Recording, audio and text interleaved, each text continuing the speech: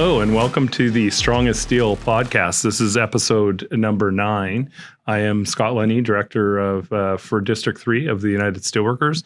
My pronouns are he and him, and I will start by saying I'm glad to be back on the traditional and ancestral and stolen lands of Coast Salish people here where the District 3 offices, in particular the Squamish, Musqueam, and Tsleil-Waututh First Nations, and just encourage folks to always consider and learn about the colonial history of our country, understand what reconciliation means, and figure out ways that we can act and as individuals and in our union to move forward in a fair and just way with Indigenous people in our country. I'm excited about our podcast today. We've got a good topic, I think, the union in the community and what we can do in the community, and we got some great guests. And so with me in Brett's office, we've got Earl Graham, who's the district coordinator for us, who works on lots of probably less than exciting things in the union, but one of the good things he works on for us is the Family and Community Education Fund. We got Gabriele, who's from the national office, who is the guru on the Family and Community Education Fund, FCEF, if we use our acronyms, and then Dennel Pickering from Saskatoon, who's done some projects through the fund and in the community. And so we're just going to talk about that and talk about the fund, how it works, and also just generally about why it's important that the union's involved with in the community, and that we work to educate our families and others about the work that we do in the union. Having said that, maybe I can let each of you provide a more fulsome introduction of who you are and where you come from and what you do. And so maybe we'll start with Gabriele. Hi. So, as Scott mentioned, I'm the fund coordinator. So easiest to just say FCEF because it is quite a mouthful. I originally was a member of Local 1998 out of Toronto. I worked many different roles in the staff-appointed and casual unit of Local 1998, first as a childcare worker in a daycare, and then doing various kind of partnership building types of roles. I have been the fund coordinator at the CNO since September 2020. And I really enjoy the work. It was obviously very difficult to be hired during the pandemic when there were still a lot of lockdowns and we were not able to host so many in-person community and member engaged gatherings. But as pandemic restrictions sort of lifted, we've really seen the fund scale up in a major way. Awesome. Thanks, Gabriele. And thanks so much for being on the podcast. I appreciate it. And I'm glad you're here, and I really do, and I've said this before, I really appreciate the work you've done in the last little while in the fund. I think it's really is exciting, and it's great that we have the fund and it's doing so well, and I'm glad we're able to talk about it on the podcast. So maybe Earl, you can introduce yourself.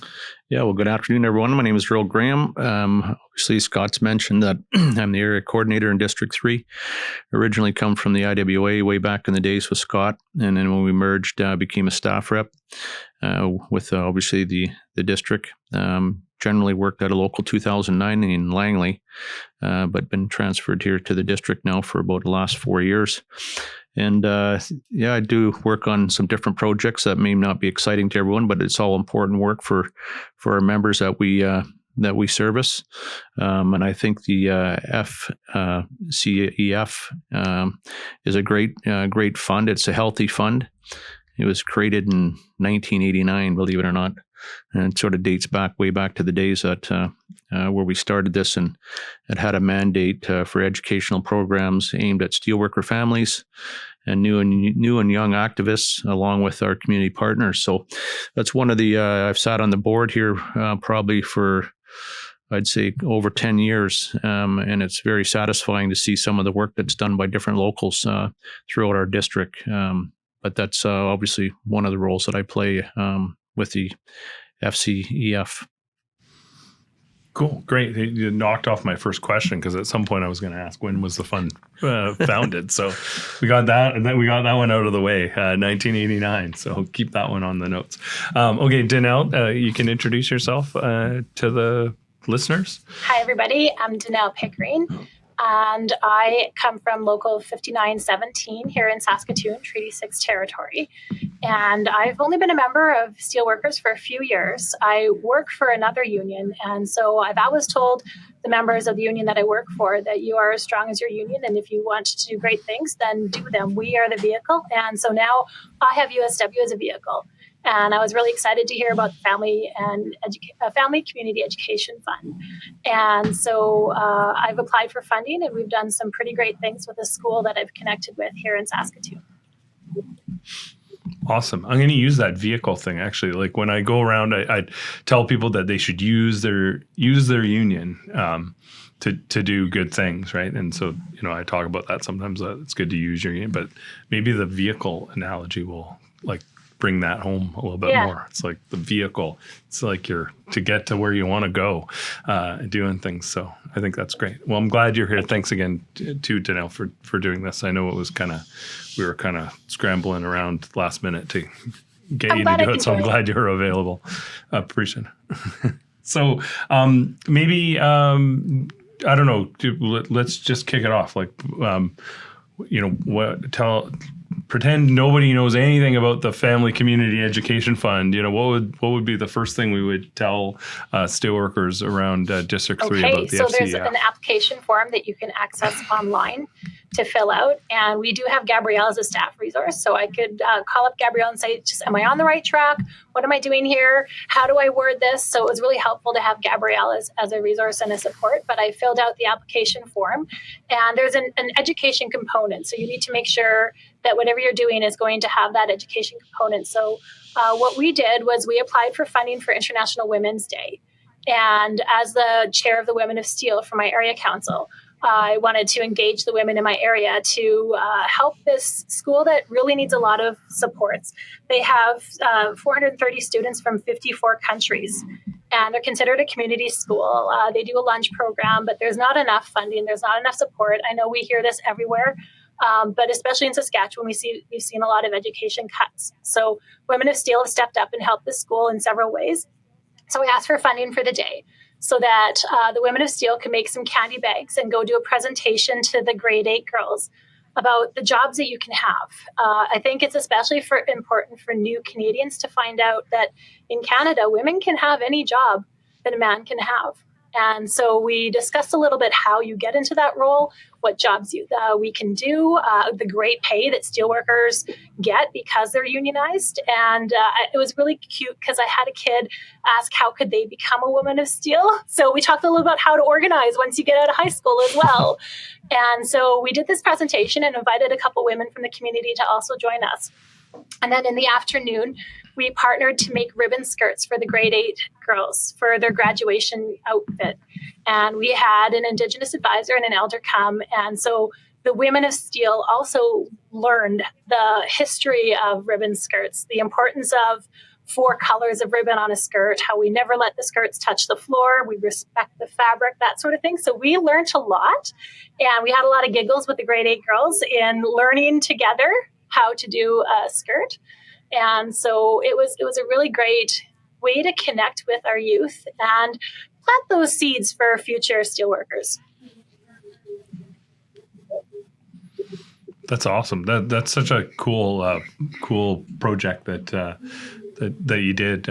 Gabrielle, are they all that awesome, or are some of them even better, or I gather some of them are maybe a little bit less involved, but still valuable? I mean, they're all incredibly awesome in very different ways, though. And that's what I really do love about the fund is the fund is your oyster. As an applicant, you could look for something that's really hyper specific to your local. Maybe you want to have a mini retreat because you're trying to get your next gen committee off the ground and you're not really sure how to get young people's insights, get those people together in one place to really kind of build out what that committee would look like because you have all these vacancies. Do something like that. You could have a float in a pride parade. You could do as Dennel did, support a local school board, go into classes and engage firsthand with students. It's incredibly, incredibly broad. The fund also pays for cool things like Steelworkers Summer, pays for the Westray Scholarship as well, and scholarships as well, bursaries if folks are attending as next-gen delegates, district or national level conferences also. So it's incredibly broad what is possible, so long as Dennel said, you do have an active educational component. So something that's a little bit more involved than just handing out a flyer to someone, something that's more conversational or kind of encourages the reflection of whoever the participants are. But then also that the project meets one of the fund's 4 pillars, which are purposefully really broad. So that could be supporting and or engaging new activists, supporting and or engaging young activists, promoting USW in the wider community, or supporting steelworker families. And we see area councils, locals, district committees, applications from all sorts of steelworker bodies or identities. And it's incredibly varied what we do receive. And we do recognize that many of the applications we receive hit multiple pillars, because so much of what steelworkers are doing is engaging their new and or young activists or supporting and promoting USW in the wider community as well. Well, that's great. That's awesome. And so what's it look like to when the proposals come in? I don't know, maybe like earlier part of that for District 3, and I guess Gabriele, you're obviously part of that in some way, but the proposals come in and I don't know, you look at them and you think it's cool and let's go, or what? No, we have to do a good vetting of it and make sure that it's hitting the parts that we need with respect to education components. Is it community-based stuff? Are we involving people within the community? Anything under $5,000 can be directly done through the district and doesn't have to go through Gabriele. But the larger products or projects are gone through Gabriele and some others that sit on the committee to make sure we vet it and make sure there's things that might need to be added, or we can make suggestions or delete some things that they wouldn't be entitled to do. So yeah, there's a process, but I think on an all-in-all basis, it's run pretty good. I think everyone does a really good job on this, and we do have a lot of discussions on how we can make it bigger, better, and more open to everyone in our union. So yeah, I just done a couple of the projects. I just want to mention too that with the Steelworker Summer Program, I had the luxury to have my girls, 2 of them that went through it for a summer, and it's they get a good stipend, and they learn all about what we do in a union. And we made them put their own collective agreement together with the group that we had, and we bargained that with them, Brian Harder and myself, which was fun in Local 2009 back then. And then they had the grievance procedure, all that kind of stuff in there. We brought them to the BC Fed to understand and meet the leadership there and have a discussion about what the BC Fed is. We brought in Brian Campbell, and he taught them all their rights about employment standards, because a lot of our children and sons and daughters end up going out to the workforce and really don't understand what their rights are in today's day and age. We got to make sure that happens. So, and there's also things, some of the locals putting on family picnics and things like, where I guess local picnics wouldn't be a family picnic, but most of the families are there. And then you get like Local 6166, Warren Lukey putting on the King Minor Days, and it's a 3-day event. They just had their 60th anniversary not too long ago that they put on the big event and invited one of the other locals, where they have a lot of competitions and so on and so forth, and add some educational components, and they learn about what their fathers and mothers and everything do within their workplace. So on the applications, they can be quite thorough, and they can be not so thorough, but for the most part, they just got to meet all the points, and we'll make sure that we get them the funds and they're hitting the ground running. If you were bargaining with Brian Harder, there was probably a strike. But anyway, so Brian's a retired staff rep. But Gabriele, I think you got to go to the King Minor conference, did you not? And I did. Did you compete in any of the events, or? Unfortunately not. I think it was a good lesson for the local in women's sizing versus men's sizing, because I swore to to the local, if you have PPE that fits me, I will absolutely participate, so long as I will not be a threat to anybody, including myself. And so I told everybody I'm a size 6. So they were super excited. We drove to the site. They came running out like, oh, it was hard, but we found size 6, not realizing a men's 6 is a woman's 9. So I slowly climbed a ladder. I, did some crib building. I used the jack leg drill, but I was sort of toddling around. So I unfortunately only ended up being a judge. Yeah.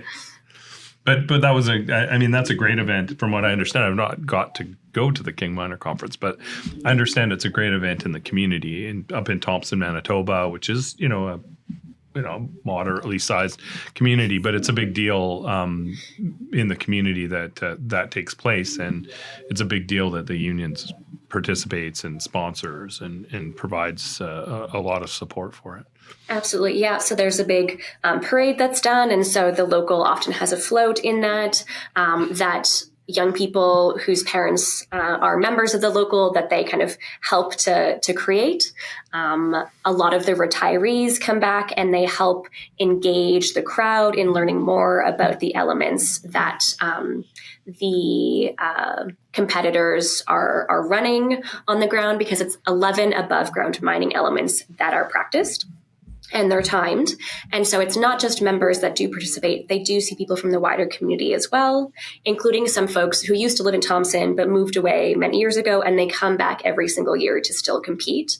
And so it really is just like this big community affair. And it's fantastic to see how industry has really supported that community and how the local has really acknowledged that and continues to promote and support the community as well. Yeah, that's great. I mean, it's so important when you see, we're fortunate. We have a lot of locals that participate really heavily in the community, and particularly in resource communities or communities where the employer, the main employer, or the main employers are unionized, and our union's an important part of that. It's really great to see the interaction with the community and how much community support we do have, and how much impact it has when we support the community. Dennel, what was the biggest outcome of your project do you think, or what was the most positive outcome? I think we empowered women, or girls, I should say. We empowered the girls so that when they grow up, they know that the jobs are available. My dad was a steel worker. He worked in a mine. Not once was it suggested that I grow up and be a steel worker. Not once was it suggested that I take a mechanics course or I work in the mine, because I am a woman. And so I wanted these girls to understand that not only can they do that, but they should do that, and that these are good paying jobs that can provide for your family. So I hope to see a lot more women in the workforce 5 to 8 years from now. Yeah, no, that's great. That's wonderful. Yeah. Earl, other than the King Minor one, can you think of some other District 3 projects that had a big impact? Geez, just caught me off guard there. I was just thinking about some, and then I just hit a blank here. But maybe Gabrielle can help me out with that. But it should be mentioned too as well that if you are going to put a big project in, we only take the applications at certain times in the year. So you got to make sure you go on the website, look up those dates of when they are, and get an early start on them, because they generally are a lot of work for the local union officers and people that are putting those applications in, and making sure that you have everything in place. So it runs, your event runs well. You have all your education components, your organizing stuff. You're talking about young girls coming into our union, or men and whoever. It's important that we continue to organize. And this is a great tool for it, because it really talks about all the things we do in our union, not just some of the stuff that we do. Absolutely. Yeah. As Earl said, the fund has been around since 1989, but it wasn't really actively used until about 2018 or 19. And so importantly to recognize, within District 3, I think there are about 57 locals currently.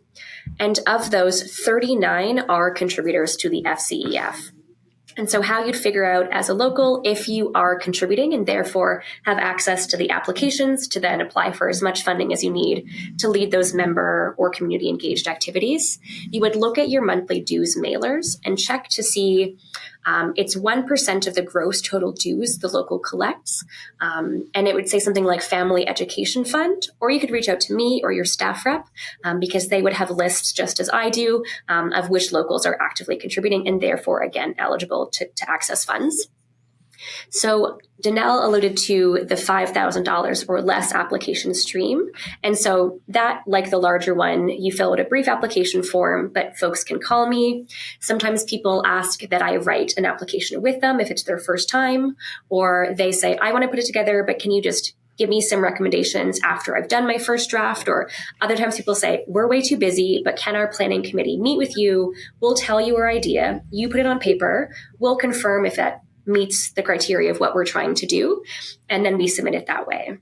So $5,000 or less, that goes to the district education coordinator, like Earl had said, and you get a pretty quick reply within a few business days. But if you're looking for more than $5,000, we follow a sort of quarterly-ish schedule, and that's where our review committee looks at those submissions, which sorry, I'm getting over a cold, which is made up of folks from District 3, 5, and 6. So you have sort of eyes nationally on these submissions, just again, making sure that we're meeting the goals of the fund, hitting those, at least one of those 4 pillars, and again, really kind of promoting that active education component of learning. In terms of other interesting things the district has done, a few years ago, there was one on Cree language learning. And so community members and members of locals in District 3 got to participate in in-class lessons learning an Indigenous language in Norway House, which was pretty fantastic. Other things, too, that have come up in Saskatoon, there was an iftar dinner. And so that was sort of breaking the Ramadan fast. Just all the community got together and celebrated and broke bread together, which was really significant. We see a lot of Labor Day picnics as well, which the whole family can come out to, but also just meeting with other labor leaders and social justice activists is really, really meaningful. Sometimes we also see barbecues that get SOAR members kind of re-engaged and back in conversation with steelworkers in case there's been a bit of a disconnect. Dennel was sort of saying that in a few years, like we want to see young women feeling like, hey, I've got a place in this sector, in a labor union such as USW.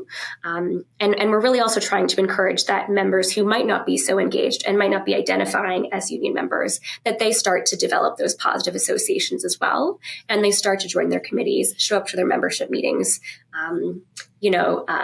put their name out to go to conventions, stuff like that. Yeah. So what's the best project out of District 6 or District 5? Because we gotta do better. So I don't know about best. But yeah, I mean, District 5 does a really great job of getting their whole communities and families involved in programming. And so they'll sometimes do like a really intensive workshop teaching union members about the bargaining process or about the union structure. And then kind of at the same time, but in a different space, we'll have programming for kids and for families connected to like health and safety themes, but that are kind of more age and identity appropriate. And then they'll kind of bring everyone together after for a meal or to go sledding or something. So they have a really great way of kind of bringing union stuff and family stuff in a really big way. And District 6, it's always a total kind of mishmash of just interesting and engaging ideas that come in. So we've seen a really big Black History Month celebration that happens from the District 6 Human Rights Committee in February. That's really meaningful. So racialized members in particular come out to this and really just sort of feel like they have a space to be seen and to celebrate and to remember history together. But it's incredibly broad. Like we have really small submissions where, local has just organized and they just want to have a potluck and they want to get to know each other and bring their kids out. And, maybe they're only asking for $500, but that's all they need to do that activity to reach the outcomes they want to meet. It sounds like, and I know that there's pretty much, it's a pretty open book as long as you meet those criteria and the pillars that you mentioned, right? And sure. new or younger members promoting the union and with an educational component. It sounds like there's quite a range of of things that we can do. So for the 39 locals in District 3 that are members, get out your pens and paper and think about making an application. And for the ones that aren't members, Earl or Gabrielle, what do they do if they're not members? They're locals. They can just sign up and join.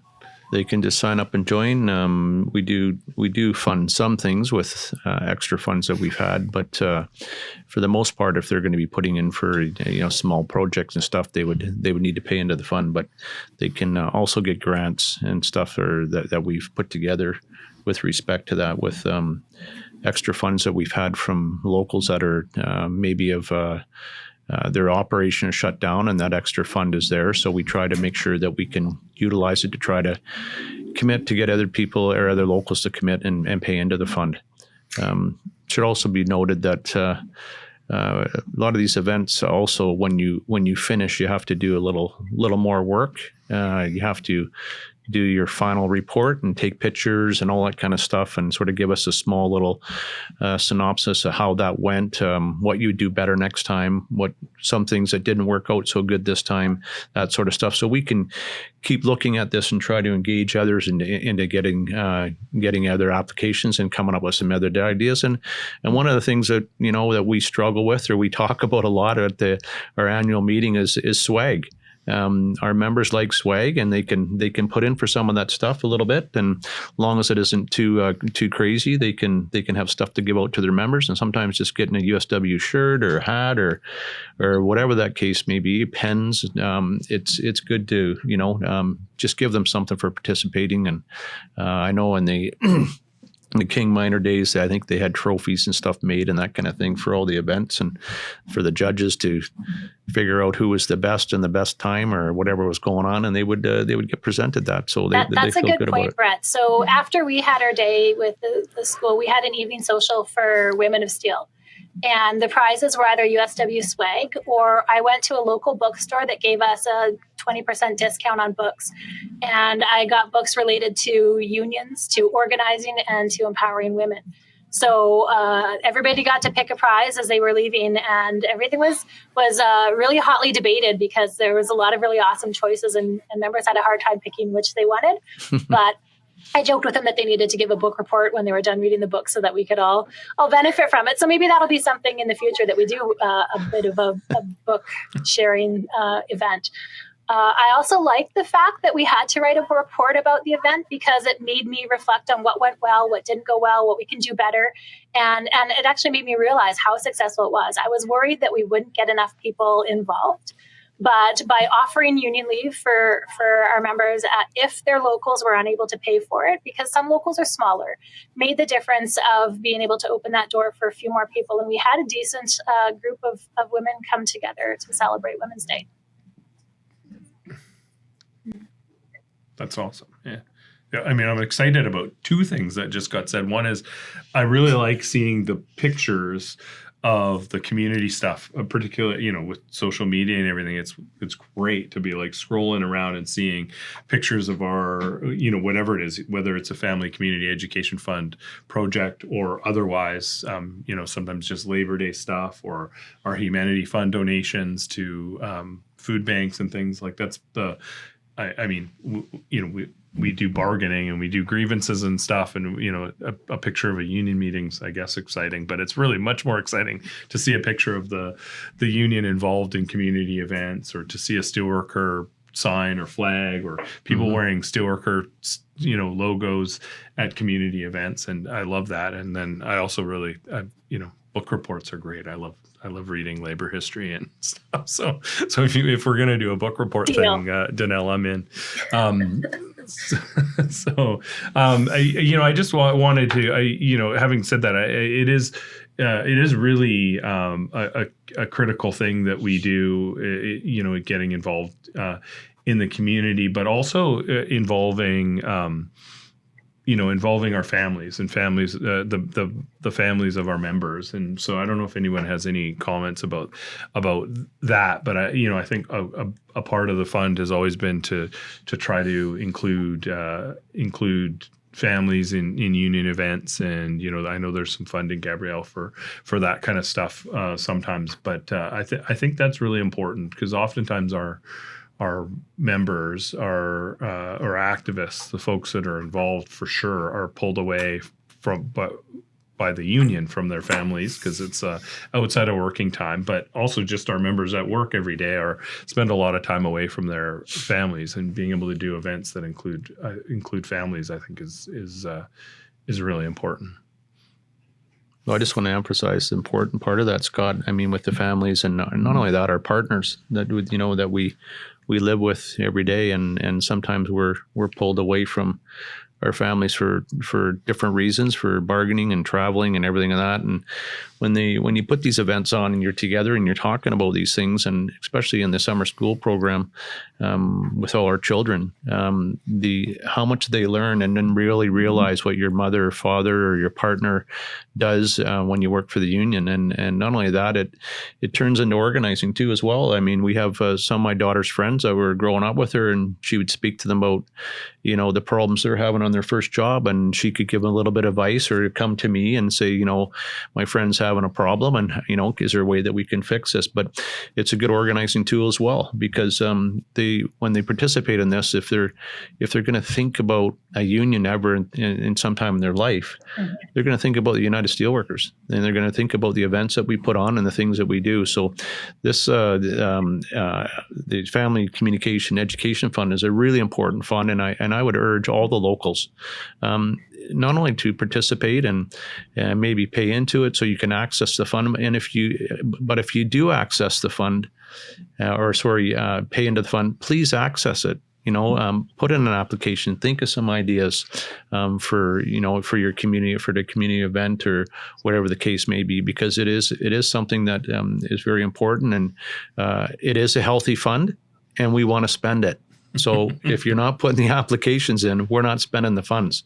And trust me, it is a pretty big fund. So I'd encourage any of the locals, if you haven't done so, please do it sometime soon. Yeah, and just the Earl's referenced a couple of times the Steelworker Summer Program, which is probably taking applications pretty soon, I would think, for sons and daughters of members to come and do projects with the locals and stuff. And I know quite a few of the locals in District 3 in Western Canada have availed themselves of summer students through that program, and it's cool. Like Earl says, they learn lots of stuff about the union, but also the locals or the staff reps put them to work a little bit to do some stuff that needs to get done around the office or whatnot. So, yeah. Any other comments about the importance of the fund or community or family, Gabrielle, Dennel? Yeah. It's very easy to, in applications, request funding for a few more seats at a dinner event or something. So again, partners can come. We've also, folks attended the National Policy Conference in years previous. Childcare is available on site, and that is paid for by the fund. But also we have a program called the Family Care Reimbursement Program, which is available to all members of locals that contribute to the FCEF. And that directly reimburses members for childcare costs they incur when they attend authorized union events. And that can also include overnight care. If someone is going away to a conference, for example, that's out of town, or if they're driving a few cities over to attend a membership meeting or something.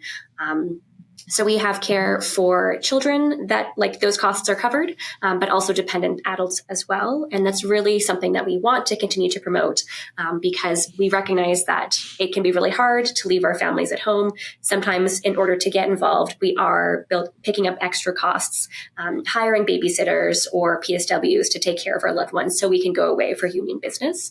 And so the fund is really trying to actively make sure that we're on top of that and reimbursing members for those associated costs. My advice to members is apply. It was seamless, it was painless, and it was really awesome to see my fellow USW members get involved and make a change in the world. So apply and take advantage of the funding. You said that it's a healthy amount of funding, so I plan on applying again soon. Excellent. Good. And on that note, there's no cap for how much an applicant can request within a year or for a single application. There's no cap on how many times you can be applying for funding within a calendar year. The only requirement, again, you're meeting one of those 4 pillars. There's an active education component, and that the event is sort of about to take place. We don't pay for things retroactively. We're beholden to the same guidelines that the international has laid out for local unions. But really, we want applicants to receive funding. You're already doing great things in your communities. You can grow those initiatives even bigger by turning to the fund, because locals from across Canada are remitting dues, and your local might already be remitting and you might not realize that. And it's just a huge pot of money that you can then, through an application, just apply for. I guess one other thing to mention too there, Gabrielle, is that when you finish your project and you do your report, make sure that you put in for the funds that you're entitled to.